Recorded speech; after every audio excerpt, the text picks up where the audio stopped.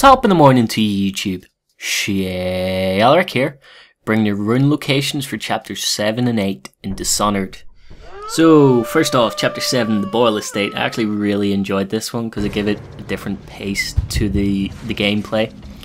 Rune number 1 is over there, is where you enter with Samuel's boat. You want to try and get on top here and get into this house. Now there is a Weeper here, which thank God she didn't realise I was there. If that was hard mode, I would have been caught instantly. So choke her out, and actually in the room I was just in, I'll go back into it now and show yous. There's the rune, but there's a bone charm over here. I am doing a guide for the bone charms if you want to collect them all. So you'll see this clip again if you do go and watch the video. But that was bone charm, I think 1, and rune number 1 is again a Sokolov Sanctuary thingy-majiggy. Rune number 2, pretty simple, just get on to the top of the building we were just in. Go across the rooftops, blink onto here, and blink your way into the river because it's right down at the bottom. And I love doing that. I love just jumping across and blinking and then no falling damage, straight into the river. And rune number 3. Rune number 3 is in the basement.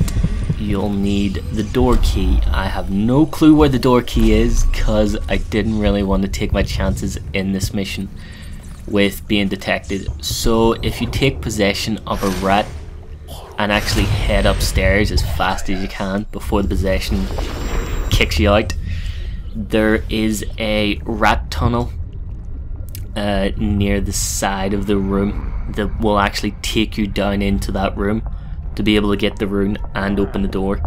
If anybody does know where to get the key for this room, I'm got a kind of inkling that you'll get it from one of the Boyle sisters, the one that you have to capture, but I think I did that later on in the mission, so I wasn't really too sure. But as you can see here, the rat tunnel does take you down into the room if you want to go about it that way, and the rune is just in that chest. And there's a switch to open the door behind you if you do need to do that.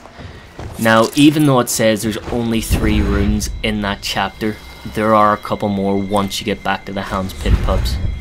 Now, rune number 4 is, if I actually get up here without failing with blink, rune number 4 will be Satan? Hope not. Rune number 4 will be sitting on your desk waiting for you if you decide not to kill the Boyle sister and instead deal with her in a non-lethal manner. Rune number 5 is if you go and talk to Callista, she'll ask you where Emily is and to go find Emily because Emily's kind of bunking off her lessons, which I'm doing a lot lately. I really should go back and do some lectures and do some work instead of sitting here entertaining people and making guides and playing games constantly. So, dark vision, big help if you are trying to ghost fear.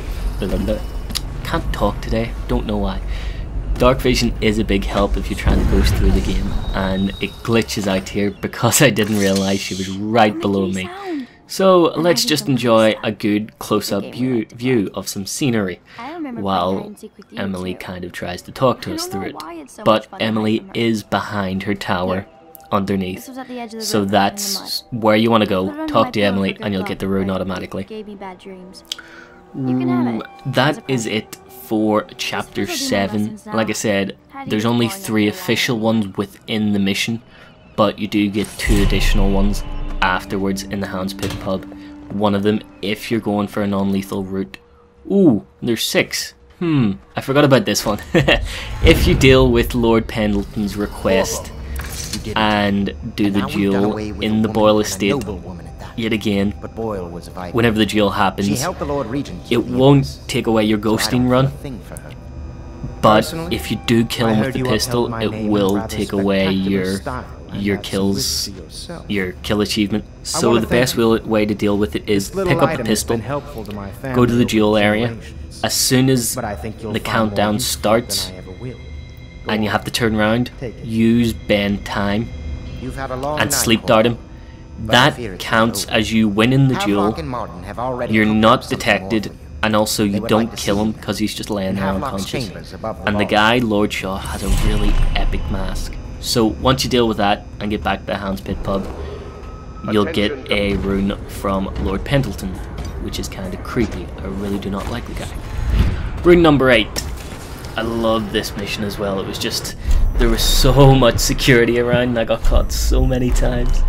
So what you want to do is you want to make your way up the waterlock, go across the rooftop and get into this guard hut on the right, and the rune will be waiting for you underneath this bed.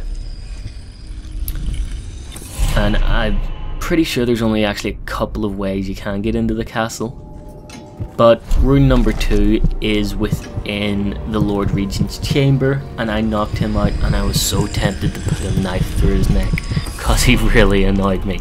The rune is sitting in his chest.